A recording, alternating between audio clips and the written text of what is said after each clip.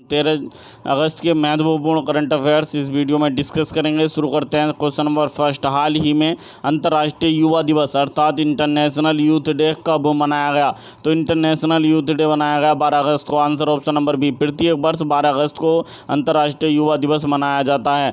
अंतर्राष्ट्रीय युवा दिवस 2021 की थीम क्या थी? तो transforming food system youth innovation for women and planetary health, ये 2021 में थीम थी। अंतर्राष्ट्रीय युवा दिवस की थीम थी transforming and system youth innovation for human, women नहीं है ह्यूमन, थोड़ा मिस्टेक हुआ है टाइपिंग में, ह्यूमन यानी फॉर ह्यूमन। जो आप देख सकते हैं कैसी थीम थी, transforming and food system youth innovation for human and planetary health ये 2021 में थीम थी अंतर्राष्ट्रीय युवा दिवस की। और ये अंतर्राष्ट्रीय युवा दिवस की शुरुआत 12 अगस्त सन 2000 को की गई थी। अंतर्राष्ट्रीय युवा दिवस की शुरुआत कब की गई थी? 12 अगस्त सन 2000 को पहली बार अंतर्राष्ट्रीय युवा दिवस मनाया गया था। बात ये अंतर्राष्ट्रीय युवा दिवस की। तो इसी प्रकार राष्ट्रीय युवा दिवस मनाया जाता है। तो राष्ट्रीय जो युवा दिवस है, नेशनल यूथ डे कब मनाया जाता है? तो प्रत्येक वर्ष 12 जनवरी को स्वामी विवेकानंद का जन्मदिन 12 जनवरी को प्रत्येक वर्ष राष्ट्रीय युवा दिवस मनाया जाता है। जबकि 12 अगस्त को प्रत्येक वर्ष अंतर्राष्ट्रीय युवा दिवस मनाया जाता है। जबकि राष्ट्रीय युवा दिवस प्रत्येक वर्ष 12 जनवरी को मनाया जाता है। नेक्स्ट क्वेश्चन है इसी में कि विश्व हाथी दिवस कब मनाया गया? तो विश्व हाथी दिवस वर्ल्ड एलिफेंट डे प्रत्येक वर्ष 12 अगस्त को वर्ल्ड एलिफेंट डे मनाया जाता है। और इस दिवस की शुरुआत 12 अगस्त 2012 को की गई थी।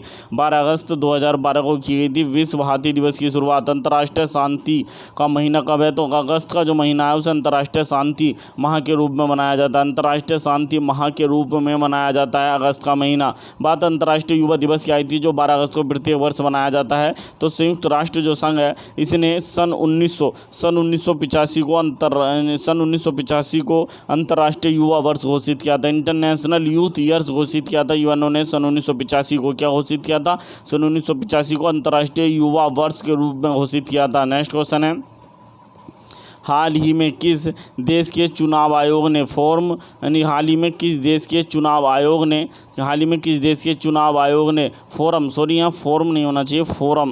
टाइपिंग में मिस्टेक हो गई है, फोरम।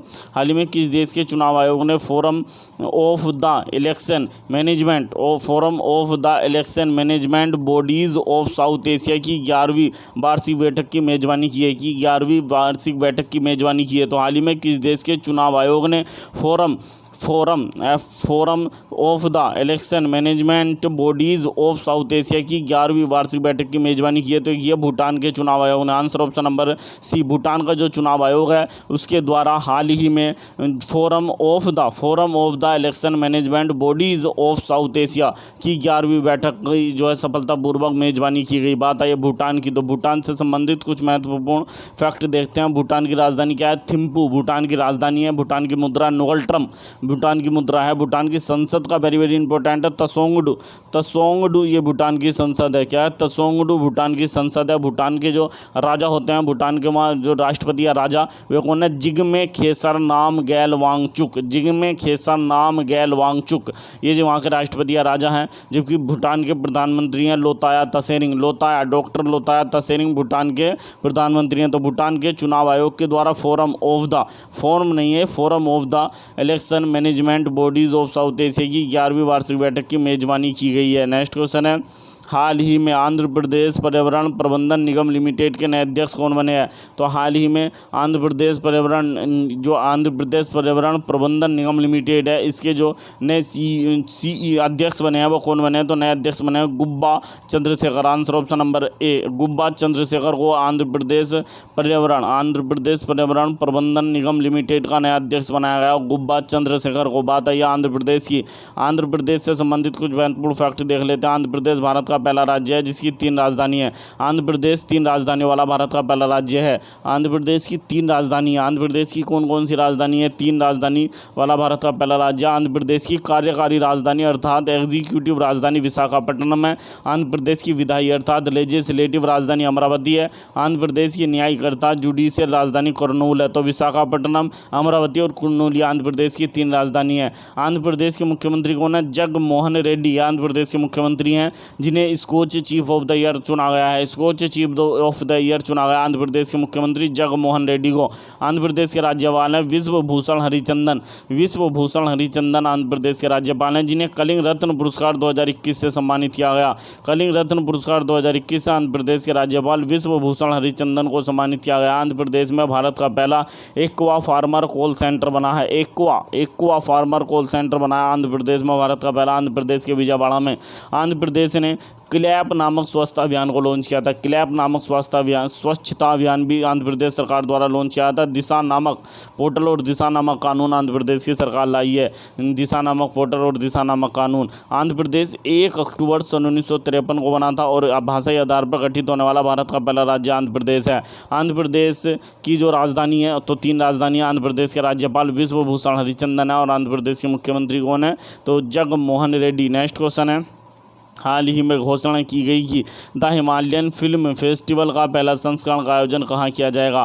तो हाल ही में घोषणा की गई कि द हिमालयन फिल्म फेस्टिवल का पहला संस्करण का आयोजन कहाँ किया जाएगा, तो ये किया जाएगा लेह में। Answer option number D, Ladakh की राजधानी लेह में जो है द हिमालयन फिल्म फेस्टिवल का पहला संस्करण का आयोजन किया जाएगा 24 सितंबर 2021 से 28 सितंबर 2021 के मध्य। 24 सितंबर 2021 से 28 सितंबर 2021 के मध्य द हिमालयन फिल्म फेस्टिवल का पहला संस्करण लद्दाख की राजधानी लेह में आयोजित किया जाएगा। कहाँ पर? लेह में आयोजित किया जाएगा। बात है लद्दाख की, तो लद्दाख से संबंधित कुछ महत्वपूर्ण फैक्ट देख लेते हैं। लद्दाख 31 अक्टूबर सन 2019 को भाषा जो है जम्मू कश्मीर से कटकर भारत का केंद्र शासित प्रदेश बनाते हैं 31 अक्टूबर सन 2019 को। लद्दाख की राजधानी लेह है। लद्दाख में 2 जिले हैं, लेह और कारगिल। लद्दाख भारत का पहला केंद्र शासित प्रदेश है जहाँ पर 100% टीकाकरण हुआ। 100% टीकाकरण करने वाला लद्दाख भारत का पहला केंद्र शासित प्रदेश है। लद्दाख में भारतीय वायुसेना ने दुनिया का सबसे ऊंचा mobile air traffic control tower का निर्माण किया। हाल ही में भारतीय वायुसेना ने दुनिया का सबसे ऊंचा mobile air traffic control tower यह लद्दाख में बनाया है। नेक्स्ट क्वेश्चन है, लद्दाख के उपराज्यपाल कौन है, तो लद्दाख के उपराज्यपाल है राधा कृष्ण माथुर, ये लद्दाख उपराज्यपाल है। नेक्स्ट क्वेश्चन है, हाल ही में मिजोरम के राज्यपाल अतिरिक्त प्रभार किस राज्य के राज्यपाल बी.डी. मिश्रा को दिया गया है। तो हाल ही में मिजोरम के जो राज्यपाल हैं उसका अतिरिक्त प्रभार किस राज्य के राज्यपाल बी.डी. मिश्रा को दिया गया है। तो बी.डी. मिश्रा किस राज्य के राज्यपाल हैं, अरुणाचल प्रदेश के। Answer option number B, answer option number C, Arunachal Pradesh के राज्यपाल हैं बी.डी. मिश्रा। इन्हें मिजोरम के राज्यपाल का अतिरिक्त प्रभार दिया गया क्योंकि मिजोरम के जो राज्यपाल हैं वे जो हैं छुट्टी पर हैं। उनका नाम है, मिजोरम के नए राज्यपाल बने थे जो हाल ही में छुट्टी पर हैं, क्या नाम है उनका, हरिबाबू कंबमपति, ये मिजोरम के राज्यपाल थे। हरिबाबू कंबमपति मिजोरम के राज्यपाल थे, लेकिन ये छुट्टी पे हैं तो अतिरिक्त प्रभार बी.डी. मिश्रा को दिया गया जो अरुणाचल प्रदेश के राज्यपाल हैं। इसी प्रकार मणिपुर के जो राज्यपाल थे नजमा हेपतुल्ला, मणिपुर की राज्यपाल कौन है, नजमा हेपतुल्ला मणिपुर की राज्यपाल हैं ये भी छुट्टी पर हैं, इसलिए मणिपुर के राज्य का अतिरिक्त राज्यपाल का अतिरिक्त प्रभार, मणिपुर के राज्य के राज्यपाल का अतिरिक्त प्रभार गंगा प्रसाद को दिया गया है। गंगा प्रसाद को दिया गया है। मणिपुर राज्य के राज्यपाल का अतिरिक्त प्रभार गंगा प्रसाद को दिया गया है। गंगा प्रसाद सिक्किम के राज्यपाल हैं, गंगा प्रसाद सिक्किम के राज्यपाल। तो हाल ही में 2 राज्यों के राज्यपाल का अतिरिक्त प्रभार दिया गया। मिजोरम के राज्यपाल का अतिरिक्त प्रभार अरुणाचल प्रदेश के राज्यपाल बी.डी. मिश्रा को दिया गया और मणिपुर के राज्यपाल का अतिरिक्त प्रभार सिक्किम के राज्यपाल गंगा प्रसाद को दिया गया है। नेक्स्ट क्वेश्चन है, हाल ही में भारत का पहला वाटर प्लस शहर किसे घोषित किया गया। वेरी इंपॉर्टेंट क्वेश्चन है कि हाल ही में भारत का पहला वाटर प्लस शहर किसे घोषित किया गया है, तो ये घोषित किया इंदौर को। Answer option number D, Indore को भारत का पहला वाटर प्लस शहर घोषित किया गया है। स्वच्छ सर्वेक्षण 2021 के अनुसार भारत का पहला वाटर प्लस शहर है ये इंदौर। स्वच्छ सर्वेक्षण 2021 के अनुसार भारत का पहला वाटर प्लस शहर कौन सा है, इंदौर है। ये स्वच्छता रैंकिंग में भी सबसे स्वच्छ शहर है, भारत का सबसे स्वच्छ शहर भी इंदौर है। इंदौर मध्य प्रदेश में पड़ता है। मध्य प्रदेश 1 नवंबर सन 1956 को भारत का राज्य बना था। कब बना था? 1 नवंबर सन 1956 को भारत का राज्य बना था। मध्य प्रदेश की राजधानी भोपाल है। मध्य प्रदेश के राज्यपाल मंगूभाई छगनभाई पटेल है। मंगूभाई छगनभाई पटेल यहाँ मध्य प्रदेश के राज्यपाल हैं। मध्य प्रदेश के मुख्यमंत्री शिवराज सिंह चौहान हैं। नेक्स्ट क्वेश्चन है, हाल ही में भारत ने किस देश के साथ मौसम पूर्वानुमान में सुधार के लिए मानसून डेटा विश्लेषण और सहयोग पर एक समझौता किया है। तो हाल ही में भारत ने किस देश के साथ मौसम पूर्वानुमान में सुधार के लिए मानसून डेटा विश्लेषण और सहयोग पर एक समझौता किया है। तो क्या है? अमेरिका के साथ। वेरी वेरी इंपॉर्टेंट क्वेश्चन है।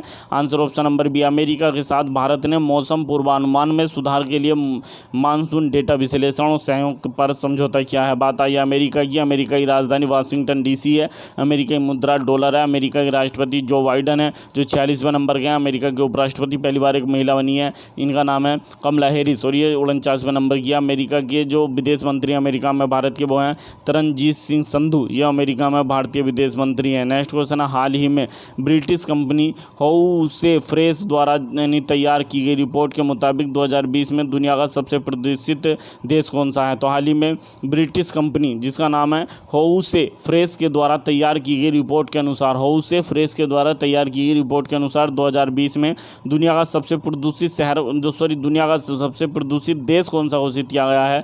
तो घोषित किया गया answer option number B, Bangladesh. Bangladesh दुनिया का सबसे प्रदूषित देश है। किस रिपोर्ट के अनुसार? ब्रिटिश कंपनी हाउसेफ्रेश के अनुसार बांग्लादेश दुनिया का सबसे प्रदूषित देश है। दूसरे नंबर पर जो है पाकिस्तान रहा। दूसरे नंबर पर कौन रहा? पाकिस्तान दूसरा सबसे अधिक प्रदूषित देश है। और तीसरे नंबर पर भारत और मंगोलिया संयुक्त रूप से रहे। तीसरे नंबर पर भारत मंगोलिया इस रिपोर्ट में संयुक्त रूप से रहे। तो दुनिया का सबसे प्रदूषित शहर कौन सा? देश बांग्लादेश है। दुनिया का सबसे प्रदूषित देश है बांग्लादेश। जबकि दुनिया का सबसे प्रदूषित शहर होटन, चीन का होटन जो शहर है, इस रिपोर्ट के अनुसार दुनिया का सबसे प्रदूषित शहर चीन का होटन घोषित किया गया।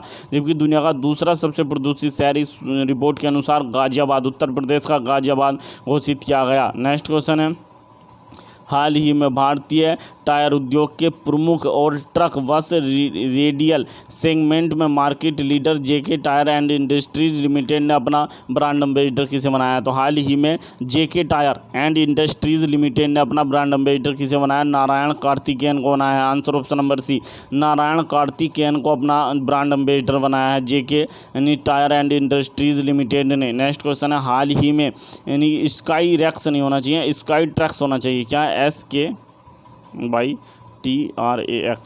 Sky tracks. हाल ही में Skytrax world airport report award 2021 के अनुसार दुनिया का सबसे बेस्ट हवाई अड्डे का अवार्ड किस हवाई अड्डे को दिया गया? तो हाल ही में स्काई ट्रैक्स किसके अनुसार? स्काई ट्रैक्स के अनुसार वर्ल्ड एयरपोर्ट अवार्ड 2021 के अनुसार दुनिया का सबसे बेस्ट हवाई अड्डे का अवार्ड किस हवाई अड्डे को दिया गया? तो ये दिया गया Hamad international airport Qatar, Hamad international airport. Answer option number B, Hamad international airport को सर्वश्रेष्ठ हवाई अड्डे का पुरस्कार दिया गया है Skytrax world airport award 2021 में। किसके अनुसार? स्काई ट्रैक्स के अनुसार दिया गया है। ये कतर की राजधानी दोहा में पड़ता है हमाद इंटरनेशनल एयरपोर्ट। जबकि दूसरे नंबर पर कौन रहा? तो दूसरे नंबर पर इसमें रहा है, दूसरे नंबर पर इसमें रहा टोक्यो यानी Haneda international airport. Tokyo Haneda international airport इस सूची में दूसरे नंबर पर है। तीसरे नंबर पर है चंगी एयर इंटरनेशनल एयरपोर्ट, सिंगापुर का चंगी इंटरनेशनल एयरपोर्ट। सर्वश्रेष्ठ हवाई अड्डे का पुरस्कार मिला हमाद इंटरनेशनल एयरपोर्ट, कतर की राजधानी जो दोहा में पड़ता है। स्काई ट्रैक्स की बात आई है तो स्काई ट्रैक्स का मुख्यालय कहाँ पर है? लंदन में स्काई ट्रैक्स का मुख्यालय है। कहाँ पर है? स्काई ट्रैक्स का जो मुख्यालय है लंदन में पड़ता है, स्काई ट्रैक्स का मुख्यालय है। नेक्स्ट क्वेश्चन है, हाल ही में पुरुषों में ICC player of the month जुलाई 2021 के लिए किस खिलाड़ी को चुना गया है? तो हाल ही में पुरुषों में ICC player of the month जुलाई 2021 के लिए किस खिलाड़ी को चुना गया है? ये चुना गया है साकिब अल हसन को। Answer option number B, Shakib Al Hasan. ये बांग्लादेश के ऑलराउंडर अर्थात हरपन मोला खिलाड़ी ऑलराउंडर हैं साकिब अल हसन, इन्हें चुना गया है जुलाई 2021 का ICC player of the month पुरुषों में। आप देख सकते हैं ये हैं साकिब अल हसन, बांग्लादेश के ऑलराउंडर हैं। और महिलाओं में ICC player of the month जुलाई 2021 के लिए किसे चुना गया है? तो महिलाओं में ICC player of the month जुलाई 2021 के लिए चुना गया है स्टेफनी टेलर को। स्टेफनी टेलर को चुना गया। ये वेस्ट इंडीज की ऑलराउंडर है स्टेफनी टेलर। आप देख सकते हैं ये वेस्ट इंडीज की ऑलराउंडर खिलाड़ी हैं। इन्हें महिलाओं में ICC player of the month चुना गया जुलाई 2021 के लिए। बात आई आईसीसी की, तो आईसीसी जो है आईसीसी की स्थापना कब की गई थी? 15 जून सन 1909 को की गई थी। आईसीसी का मुख्यालय वर्तमान में दुबई में है। और आईसीसी की स्थापना जब हुई थी इसका मुख्यालय कहाँ पर था? द लॉर्ड्स में था, लंदन लॉर्ड्स में था। आईसीसी के वर्तमान में जो अध्यक्ष हैं वो है ग्रेग बार्कले, जो न्यूजीलैंड के हैं। बात आइए ICC player of the month की। तो आईसीसी ने प्लेयर ऑफ द मंथ चुनने की जो शुरुआत है वो जनवरी 2021 में की गई थी। आईसीसी ने प्लेयर ऑफ द मंथ चुनने की जो शुरुआत की थी वो जनवरी 2021 में की थी। सर्वप्रथम प्लेयर ऑफ द मंथ पुरुषों में चुने गए थे ऋषभ पंत। तो सर्वप्रथम जो प्लेयर ऑफ द मंथ चुने गए थे ये जनवरी 2021 के लिए चुने गए थे। पुरुषों में ऋषभ पंत थे, महिलाओं में शबनम इस्माइल थी। शबनम इस्माइल दक्षिण अफ्रीका की खिलाड़ी शबनम इस्माइल, जबकि ऋषभ पंत भारत के हैं और शबनम इस्माइल दक्षिण अफ्रीका की। तो जनवरी 2021 में चुनी गई थी। फरवरी 2021 में पुरुषों में ICC player of the month थे रविचंद्र अश्विन, ये भारत के स्पिनर हैं रविचंद्र अश्विन। और महिलाओं में थी टैम ब्यूमोंट, ये इंग्लैंड की हैं। टैम ब्यूमोंट ये महिलाओं में थी फरवरी 2021 में ICC player of the month. मार्च 2021 में ICC player of the month पुरुषों में कौन थे? भुवनेश्वर कुमार। और महिलाओं में कौन थी? ली जेलिली। ली जेलिली ये दक्षिण अफ्रीका की हैं, ली जेलिली। अप्रैल 2021 में ICC player of the month पुरुषों में कौन थे? बाबर आजम, ये पाकिस्तान के हैं बाबर आजम। महिलाओं में थी एलिसा हेली, ये ऑस्ट्रेलिया की खिलाड़ी हैं।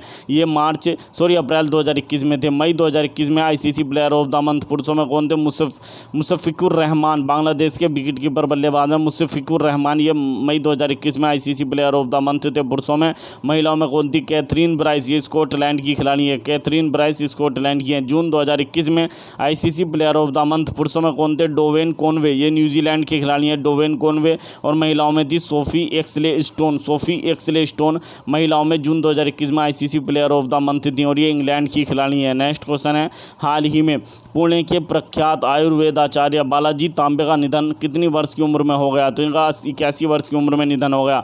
तो ये आपको यह ध्यान रखना है, ये प्रख्यात आयुर्वेद आचार्य थे बालाजी तांबे। हाल ही में बालाजी तांबे का निधन हो गया है। किसके लिए प्रसिद्ध थे? तो प्रख्यात आयुर्वेद आचार्य थे और पुणे के रहने वाले थे। कहाँ के? पुणे के रहने वाले थे। इनका 81 वर्ष की उम्र में निधन हो गया। आप देख सकते हैं यह है बालाजी तांबे। नेक्स्ट क्वेश्चन है, हाल ही में किस राज्य अथवा केंद्र शासित प्रदेश की सरकार ने फेसलेस परिवहन सेवाएं शुरू करने की घोषणा की है? तो हाल ही में किस राज्य केंद्र शासित प्रदेश की सरकार ने फेसलेस परिवहन सेवाएं शुरू करने की बात करी है? तो ये दिल्ली ने। आंसर ऑप्शन नंबर ए, दिल्ली के मुख्यमंत्री अरविंद केजरीवाल ने इसकी घोषणा की है। नेक्स्ट क्वेश्चन है, हाल ही में किस देश ने 2060 तक कार्बन न्यूट्रल बनने का लक्ष्य निर्धारित किया है? तो हाल ही में किस देश ने 2060 तक कार्बन न्यूट्रल बनने का लक्ष्य घोषित किया है? तो क्या? चीन ने। आंसर ऑप्शन नंबर सी, चीन ने कहा कि मैं 2060 तक कार्बन न्यूट्रल बन जाऊंगा। बात है चीन की। चीन की राजधानी क्या है? तो चीन की राजधानी बीजिंग, चीन की राजधानी है। चीन की मुद्रा क्या है? चीन की मुद्रा रेनमिन भी है। चीन की जो राष्ट्रपति हैं सी जिनपिंग है। चीन के प्रधानमंत्री ली कीक्यांग है। चीन का जो मंगल पर मिशन है उसका नाम है तियानवेन प्रथम और चीन का चंद्रमा पर मिशन है उसका नाम है चेंग E5। नेक्स्ट क्वेश्चन है, हाल ही में गवर्नमेंट ई मार्केट प्लेस ने किसके सहयोग से नेशनल पब्लिक प्रोक्योरमेंट कॉन्क्लेव के 5वें संस्करण का आयोजन किया है? तो हाल ही में गवर्नमेंट ई मार्केट प्लेस ने किसके सहयोग से नेशनल पब्लिक प्रोक्योरमेंट कॉन्क्लेव के 5वें संस्करण का आयोजन किया है? तो क्या? भारतीय उद्योग परिसंघ के सहयोग से। आंसर ऑप्शन नंबर ए, भारतीय उद्योग परिसंघ के सहयोग से किया था। CII कन्फेडरेशन किसके सहयोग से? Confederation of Indian industries, confederation of Indian industries अर्थात भारतीय उद्योग परिसंघ के सहयोग से क्या? भारतीय उद्योग परिसंघ की स्थापना सन 1895 में की गई थी। भारतीय उद्योग परिसंघ के वर्तमान में जो अध्यक्ष हैं टीवी नरेंद्रन भारतीय उद्योग परिसंघ के वर्तमान में अध्यक्ष हैं। नेक्स्ट क्वेश्चन है, ये जो नेशनल पब्लिक प्रोक्योरमेंट कॉन्क्लेव का 5वां संस्करण हुआ इसकी विषय क्या था? तो किस विषय पर हुआ? तो प्रौद्योगिकी सक्षम सरकारी खरीदारी, दक्षता, पारदर्शिता और समावेशिता की ओर। क्या थी? प्रौद्योगिकी सक्षम सरकारी खरीदारी, दक्षता, पारदर्शिता और समावेशिता की ओर, ये जो है इसकी थीम थी, विषय था। नेक्स्ट क्वेश्चन है, हाल ही में किस राज्य में बनने जा रहे राष्ट्रीय समुद्री विरासत परिषद को एक अंतर्राष्ट्रीय पर्यटन स्थल के रूप में विकसित की जाने की घोषणा की है भारत सरकार ने? तो हाल ही में किस राज्य में बनने जा रहा है राष्ट्रीय समुद्री विरासत परिषद? इसके लिए अंतर्राष्ट्रीय पर्यटन स्थल रूप में घोषित करेगी भारत सरकार। तो ये बनेगा गुजरात में। Answer option number D. इसमें भारत सरकार की जो मदद है गुजरात में बनेगा। भारत सरकार की मदद पुर्तगाल के द्वारा की जाएगी। पुर्तगाल देश और भारत सरकार मिलकर राष्ट्रीय समुद्री विरासत परिषद को गुजरात के लोथल में बनाएंगे। Answer option number D. बात है गुजरात की। गुजरात का हाल ही में गुजरात के धोलावीरा को, गुजरात का जो धोलावीरा है इसे धोलावीरा को विश्व विरासत स्थल में घोषित किया गया और ये भारत का 40वां वर्ल्ड हेरिटेज साइट है। भारत का 40वां विश्व विरासत स्थल है गुजरात का धोलावीरा। गुजरात की बात है, गुजरात 1 मई सन 1960 को बना था। गुजरात के राज्यपाल आचार्य देवव्रत हैं। गुजरात के मुख्यमंत्री विजय रूपाणी है। गुजरात की राजधानी गांधीनगर है। नेक्स्ट क्वेश्चन है, हाल ही में घोषणा की गई कि 2021 की जनगणना भारत की पहली डिजिटल जनगणना होगी। 2021 की जनगणना भारत की कौन सी जनगणना है? तो 2021 की जो जनगणना है भारत की कौन सी जनगणना है? हाल ही में घोषणा की गई कि 2021 की जनगणना भारत की पहली डिजिटल जनगणना होगी। और ये जो 2021 की जनगणना है भारत की कौन सी जनगणना? तो 16वीं जनगणना है। आंसर ऑप्शन नंबर ए भारत की 16वीं जनगणना है। 2021 की जनगणना भारत की 16वीं जनगणना है। जबकि पूछेगी स्वतंत्र भारत की कौन सी जनगणना है 2021 की? तो 8वीं जनगणना है। स्वतंत्र भारत की 2021 की जो जनगणना है वो वैसे ओवरऑल तो 16वीं जनगणना है, लेकिन स्वतंत्र भारत की 8वीं जनगणना होगी 2021 की जनगणना, और ओवरऑल 16वीं जनगणना होगी। स्वतंत्र भारत की 8वीं जनगणना होगी 2021 की जनगणना। और 2021 की जनगणना, भारत में जनगणना की शुरुआत सन 1872 में की गई थी लॉर्ड मेयो के द्वारा। भारत में सबसे पहली बार सन 1872 में कराई गई थी जनगणना। वो किसने कराई थी? लॉर्ड मेयो ने। लेकिन भारत में विधिवत जनगणना की शुरुआत सन 1881 में हुई थी। वो किसने की थी? लॉर्ड रिपन ने। लॉर्ड रिपन के द्वारा भारत में विधिवत जनगणना की शुरुआत हुई। इसके बाद ही सन 1881 के पश्चात ही 10-10 वर्ष के अंतराल पर जनगणना कराई गई, और यह भारत की 2021 में 16वीं जनगणना होगी। लेकिन स्वतंत्र भारत की जनगणना सन 1951 में हुई थी, इसलिए स्वतंत्र भारत की जो जनगणना है वो 2021 की 8वीं जनगणना होगी। स्वतंत्र भारत की कौन सी 8वीं जनगणना होगी? जनगणना से संबंधित कुछ महत्वपूर्ण फैक्ट देख लेते हैं। 2021 की जनगणना 22 भाषाओं में कराई जाएगी। 2021 की जो जनगणना है 22 भाषाओं में कराई जाएगी। जबकि 2011 की जो जनगणना है कितनी भाषाओं में कराई गई थी? 16 भाषाओं में कराई गई थी। 2011 की जनगणना 2021 की 22 भाषाओं में कराई जाएगी। वर्तमान में भारत के रजिस्ट्रार जनरल और जनगणना आयुक्त विवेक जोशी हैं। वर्तमान में भारत के रजिस्ट्रार जनरल और जनगणना आयुक्त कौन है? विवेक जोशी हैं। भारत के प्रथम जनगणना आयुक्त डब्ल्यू प्लोडेन थे। डब्ल्यू प्लोडेन भारत के प्रथम जनगणना आयुक्त थे, जबकि वर्तमान में विवेक जोशी हैं। नेक्स्ट क्वेश्चन है, हाल ही में सिडबी ने युवा उद्यमियों को ऋण देने के लिए किस नाम से एक मोबाइल ऐप लॉन्च किया है? तो हाल ही में सिडबी ने युवा जो उद्योगपति हैं उनको ऋण देने के लिए किस नाम से मोबाइल ऐप लॉन्च किया? तो डिजिटल प्रयास। आंसर ऑप्शन नंबर ए डिजिटल प्रयास के नाम से ये मोबाइल ऐप लॉन्च किया गया है। आंसर ऑप्शन नंबर ए आप देख सकते हैं, यह डिजिटल प्रयास नाम से मोबाइल ऐप लॉन्च किया गया युवा जो उद्यमी हैं उनको ऋण देने के लिए। बात है सिडबी की। सिडबी की स्थापना भारतीय लघु उद्योग विकास बैंक अर्थात सिडबी की स्थापना कब की गई थी? 2 अप्रैल सन 1990 को की गई थी। सिडबी का मुख्यालय लखनऊ में, और सिडबी के वर्तमान में प्रमुख या अध्यक्ष कौन है? एस रमन अर्थात सुब्रमण्यम रमन ये अध्यक्ष है। नेक्स्ट क्वेश्चन है, हाल ही में सुप्रीम कोर्ट के मुख्य न्यायाधीश जिन्होंने नेशनल लीगल सर्विस अथॉरिटी अर्थात NALSA का मोबाइल ऐप विजन और मिशन विवरण लॉन्च किया है। तो हाल ही में भारत के मुख्य न्यायाधीश कौन है? इनका नाम है NV रमन। तो भारत के मुख्य न्यायाधीश NV रमन ने नेशनल लीगल सर्विस अथॉरिटी अर्थात राष्ट्रीय कानूनी सेवा प्राधिकरण पर एक मोबाइल ऐप विजन और मिशन विवरण लॉन्च किया है। NV रमन भारत के मुख्य न्यायाधीश हैं और ये 48वें नंबर के मुख्य न्यायाधीश हैं। आप देख सकते हैं यह भारत के मुख्य न्यायाधीश NV रमन। ये जो है राष्ट्रीय कानूनी सेवा प्राधिकरण, इसके माध्यम से जो इसका उद्देश्य है गरीब और ज़रूरतमंद लोगों को मुफ्त में कानूनी सहायता प्रदान करना और पीड़ितों को मुआवजा देना, ये इसका लक्ष्य है। नेक्स्ट क्वेश्चन है, हाल ही में किसने accelerating India 7 years of Modi government नामक पुस्तक को लॉन्च किया है? तो हाल ही में किसने accelerating India 7 years of Modi government very important है पुस्तक को विमोचन किया? तो क्या उपराष्ट्रपति M वेंकैया नायडू ने। उपराष्ट्रपति M वेंकैया नायडू ने हाल ही में इस पुस्तक का विमोचन किया है। आप देख सकते हैं यह है वो पुस्तक। तो ये पुस्तक हाल ही में लॉन्च की गई है, accelerating India 7 years governments of Modi governments. ये पुस्तक जो है M वेंकैया नायडू ने जो है लॉन्च किया, और इस पुस्तक को 28 लेखक हैं इसे लिखने के, जिन्होंने 28 लेखक हैं जिन्होंने इसे मिलकर लिखा है इस पुस्तक को। नेक्स्ट क्वेश्चन है, हाल ही में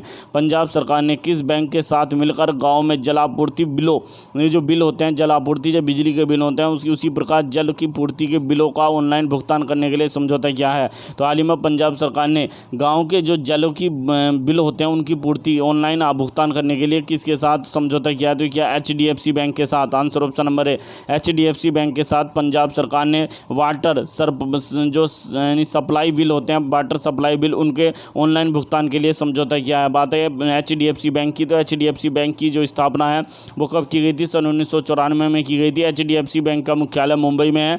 HDFC बैंक की टैगलाइन है we understand your world in needed. We understand your world in needed, ये HDFC बैंक की टैगलाइन है। HDFC बैंक के वर्तमान में CEO शशिधर जगदीशन है। शशिधर जगदीशन HDFC बैंक के CEO हैं और HDFC बैंक के CEO। बात है ये पंजाब के 1 नवंबर सन 1966 को की गई थी। पंजाब के मुख्यमंत्री कैप्टन अमरिंदर सिंह कौन है? पंजाब की राजधानी चंडीगढ़ है और पंजाब के राज्यपाल बीपी सिंह बदनौर है। नेक्स्ट क्वेश्चन है, हाल ही में भारत की पहली महिला फोटोग्राफर जिसने wild life photographer of the year 2020 का पुरस्कार जीता है। तो भारत की पहली महिला फोटोग्राफर हैं जिन्होंने wild life photographer of the year 2020 का पुरस्कार जीता। इन्हें दिया गया है ऐश्वर्या श्रीधर। ऐश्वर्या श्रीधर भारत की पहली महिला फोटोग्राफर बनी है जिन्होंने wild life photographer of the year 2020 का पुरस्कार जीता। आप देख सकते हैं यह ऐश्वर्या श्रीधर हैं और इन्होंने इस जो है मनोहर दृश्य की जो है फोटो खींची है। यदि आपको हमारी वीडियो पसंद आई हो तो प्लीज़ वीडियो को अधिक से अधिक लाइक करें, अधिक से अधिक शेयर करें, चैनल को सब्सक्राइब करना न भूलें। मिलते हैं नेक्स्ट वीडियो में। Thank you.